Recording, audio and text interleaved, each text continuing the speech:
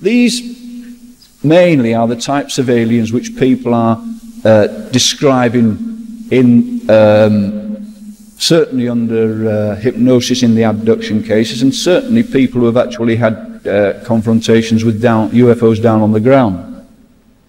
And there is a variation in them, but these are the slight variations you get in them.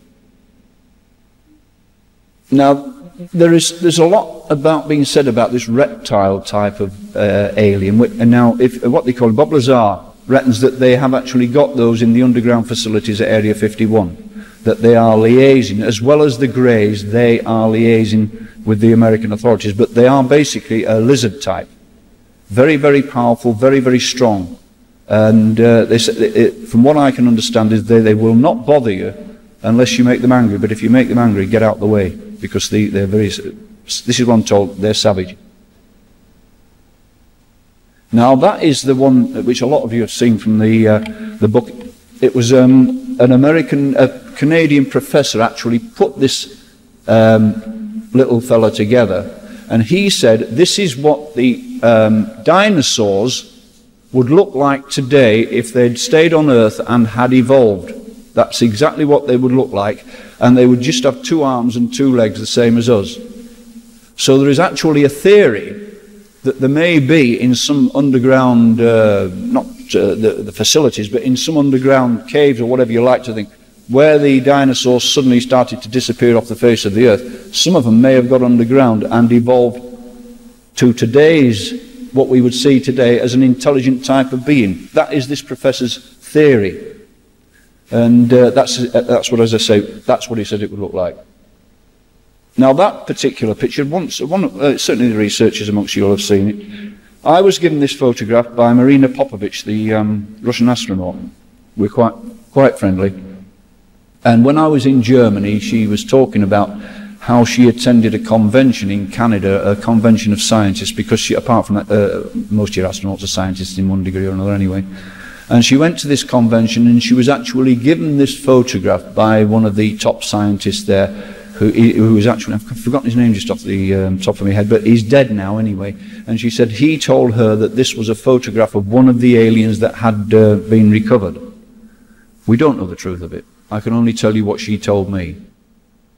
Now, interestingly enough, on that particular visit to Germany, there was a Russian contingent there. There were about 4 or 5 of them, and they seemed nice enough people. And I got friendly with them because we were exchanging information, and we were sort of, I was telling them our UFO stuff, they were telling us theirs. And in the hotel bedroom, they actually invited my wife and me to go to their bedroom and have a drink with them.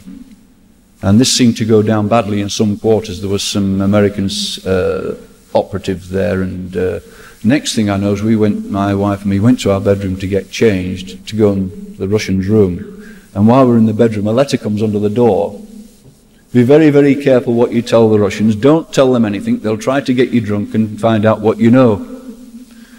Signed, a friend.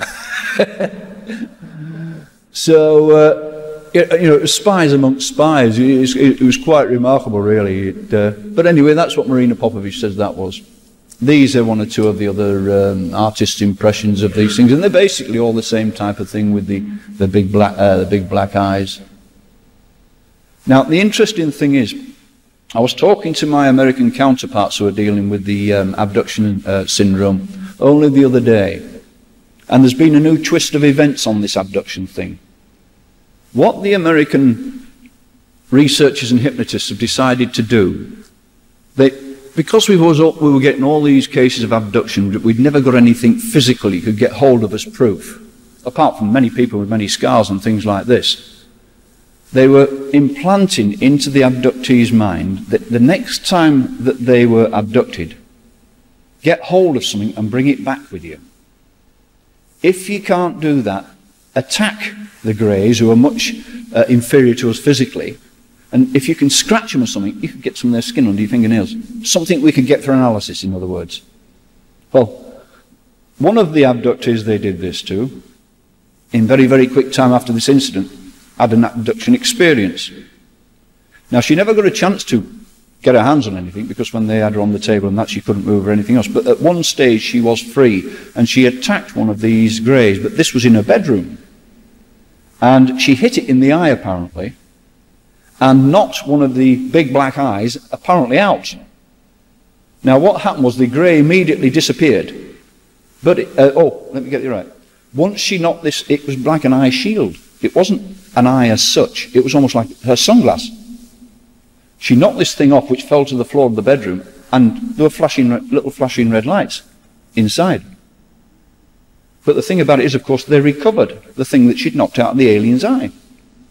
And it was described to me as being a very thin type of membrane type of material, but it was exactly like a coloured sunglass. Anyway, they're looking at that at this moment in time. But the point of all this is, it is proved now, almost beyond a shadow of a doubt, that these greys are actually biological androids, and that they are working for a higher figure. Okay. So now, that brings into it, when we have people under hypnosis, they're not just describing the greys.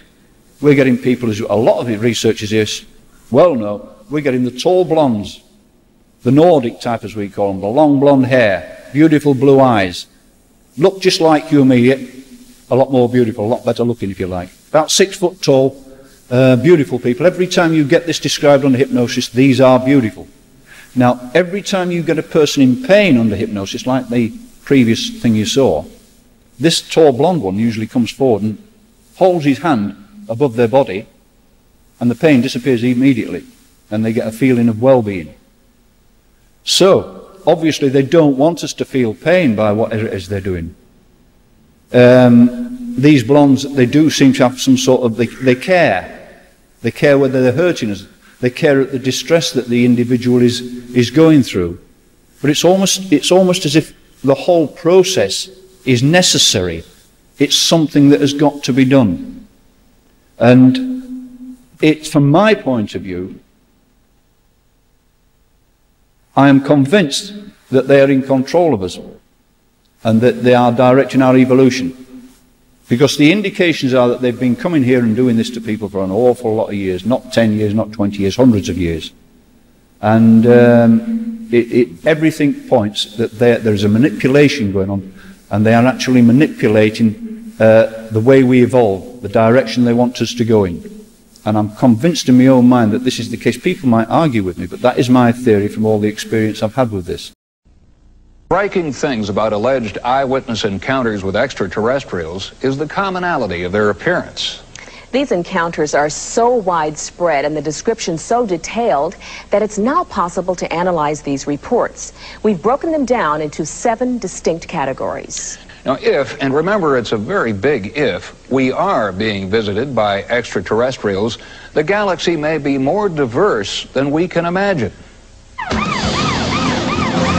An all too common sight in our society is policemen arriving at the scene of a crime, trying to determine what happened. Often they call on forensic artists like Bill McDonald for help. Recently, Bill turned his artistry to another mystery, determining the identity of the alien creatures that millions believe walk this planet. First, he sifted through the eyewitness descriptions. 3 to 5 feet tall. Big heads, big eyes. They look like flies in a way. White, iridescent sort of skin. It was green and had little hair on it. Perfect humanoids. From descriptions like these, Bill McDonald created composite sketches of alien beings. The illustrations I do are made specifically for scientific research and for publication, and the intent is to be as accurate to the witness descriptions as possible. Altogether, he's identified 7 different types of aliens. The first category are the Roswell aliens. The Roswell aliens have a reptile-type texture to their skin. The eyes are very human, and they're Asian in character. The gray aliens are the next category, Reticulum sapiens superior.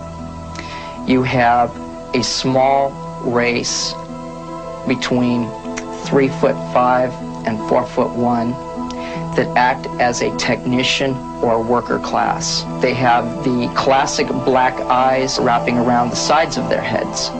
The Next category are the ancients. They look almost like giant praying mantises or grasshopper insects. The eyes are fully up to 1/3 the total mass of the head. The Nordics are very interesting because they're the most human appearing of all of the aliens. They appear to be slightly taller than us, extremely athletic in build. The females are extremely well endowed proportionally. The males are very, very gorgeous and are described as looking a lot like some of the models, like Fabio. The hybrids are extremely interesting and very varied. Some of the hybrids are proportionally like children with very fine hair.